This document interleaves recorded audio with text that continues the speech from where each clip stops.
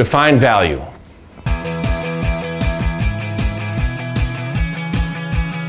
Value is one of three parts to the equation.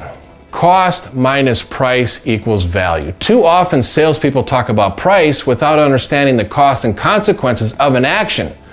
What's worse is the prospects don't know them either.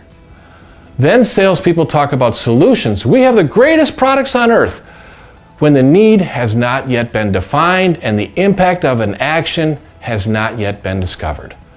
So the solutions have nothing to stick to. And when there is no problem defined and no consequences discovered, there is no value. Here's the lesson. Spend more time discussing the cost and consequences of an action so the solutions can stick to them and the value will be greater than the price. That's how you sell value. So you don't have to cut the price to win the business. Ask them, are you looking for the lowest price or the best value? If they ask, what's the difference? You have a beginning to a beautiful conversation.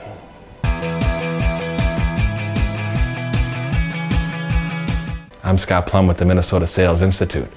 Thanks for this time together. I look forward to our conversation.